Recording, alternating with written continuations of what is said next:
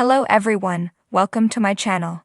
Please subscribe and keep watching more details. Yes, Cruz is leaving Chicago Fire, but it's not as bad as you think. Cruz, Joe Minoso, messed up. The character really stepped in a world of trouble when he agreed to help a former gang member commit a robbery. He wound up shot and was forced to sit by and act like it wasn't bothered while his friend, Taylor Severide, conducted an investigation. It was never going to end well for Cruz, so became clean. In the episode Chaos Theory, the veteran firefighter approached Severide and admitted to the incident that led to him shot. He admitted he let a man named Flacco, Jose Antonio Barcia, die during a building fire in Season 1 because the man had threatened his brother. This piece of blackmail was why he agreed to help with the robbery. The firefighter was expecting the worst. He even confessed to Chicago PD veteran Kevin Atwater, LaRoyce Hawkins, fully expecting to be placed under arrest. He was not arrested. Cruz was indeed forced to step back from his position at Firehouse 51, which is why fans have scrambled to make sense of what comes next, but he will not be gone for good. Cruz was suspended for 2 weeks without pay. Chief Dom Pascal, Dermot Mulroney, determined that the character's behavior was unbecoming. Setting aside everything else, Pascal explained, "You withheld information from the firehouse, and you lied to me. That's unacceptable." It's hard to argue with Pascal's ruling. He did, however, cut the firefighter some slack for coming forward and confessing on his own accord. He asked Cruz why, even after Severide told him he was in the clear. Cruz's answer was simple, and tied in with a tender conversation he had with his son Javi in an earlier scene. "I want to be the man my son thinks I am," he asserted. Chief Pascal was pleased. "I'd say that's a worthy goal," he responded. "I'll see you in 2 weeks." So yes, Cruz is technically leaving Chicago Fire, but the character will only be gone for a bit before he's back up and running. Joe Minoso has spoken at length about his excitement for the One Chicago crossover, which is set to air Wednesday, January 29. This leads us to believe that the character is either called for emergency, given the severity of the situation, but Chicago Fire showrunner Andrew Newman confirmed that the character will be MIA as a result of his suspension. Penance for his mistakes. The good news is that Cruz will be back soon. It was a crisp winter evening in Chicago when Joe Cruz stepped onto the snowy pavement outside Firehouse 51. The station was quiet for a change, the faint hum of the city providing the backdrop. Inside, the familiar sounds of camaraderie and clanging equipment filled the air. But Joe lingered outside, his breath visible in the cold night. He held a letter in his hand, the contents of which had weighed heavily on his heart for weeks. Joe Cruz leaving Firehouse 51? It sounded unthinkable. Cruz wasn't just another firefighter, he was family. From his early days as a rookie navigating the dangerous streets of Chicago to becoming one of the most dependable and compassionate members of the team, Cruz had cemented his place not just in the firehouse, but in the hearts of fans who'd watched him grow over the years. But as he'd come to realize, life doesn't always follow the script we prefer. "Joe, you good?"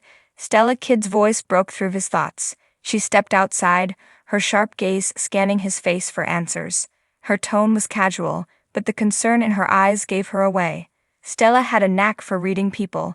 It was one of the many reasons she excelled as a lieutenant. Cruz forced a smile. "Yeah, just soaking it all in," he said, his voice steady but lacking conviction. Stella didn't buy it. She crossed her arms and tilted her head, waiting for him to spill. "Soaking what in, exactly?" Joe sighed, rubbing the back of his neck. "Okay, you got me.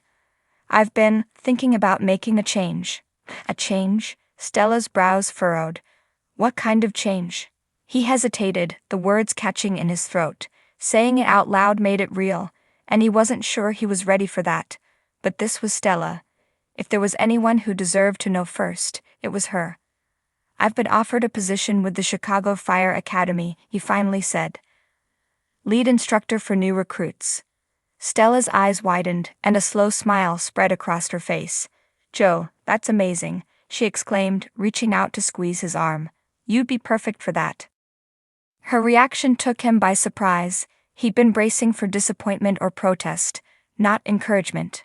"You really think so?" he asked, his voice tinged with uncertainty. "Of course I do," she said firmly. You've got so much experience and you've always been great at mentoring the younger guys. Remember when Ritter first joined? He was a nervous wreck, and you're the one who helped him find his footing. Joe nodded, a small smile tugging at his lips as he remembered the timid yet determined Darren Ritter. Yeah, I guess that worked out okay. More than okay, Stella said. Look, I get it. Change is scary, and leaving the firehouse, that's a big deal. But this opportunity, it's huge. And you're the right guy for the job. Her words gave him a sense of reassurance he hadn't realized he needed. Still, the thought of leaving 51 behind filled him with a pang of sadness. This firehouse had been his home for so long, and the people here were his family. How could he just walk away from that? Doesn't mean I'll miss this place any less, he said quietly. We'll miss you too, Stella said, her tone softening. But just because you're not here every day doesn't mean you're not part of the family. You know that, right? Joe nodded, though the lump in his throat made it hard to respond. The next morning the firehouse was buzzing with activity. Herman was cracking jokes in the common room, Mouch was grumbling about some minor annoyance, and Brett and Violet were going over a call they'd had the night before. Cruz watched it all, his heart heavy with the knowledge that his days here were numbered. Finally, he cleared his throat, drawing everyone's attention. Hey, can I get everyone's attention for a second? The room quieted as the crew turned to face him, curiosity etched on their faces. I have something I need to tell you, Joe began, his voice steady despite the nerves bubbling beneath the surface. I've been offered a position at the Fire Academy, lead instructor for new recruits.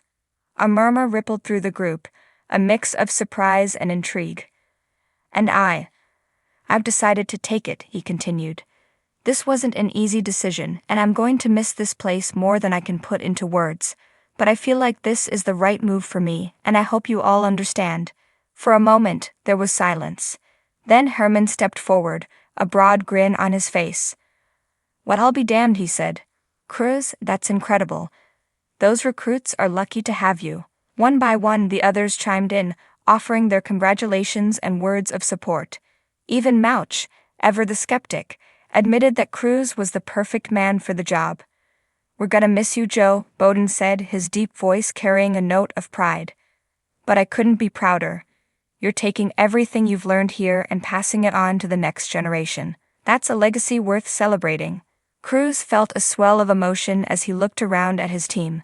They weren't just accepting his decision, they were celebrating it. And in that moment he knew he'd made the right choice. On his final day at Firehouse 51, the crew threw him a send-off party that was equal parts heartfelt and hilarious.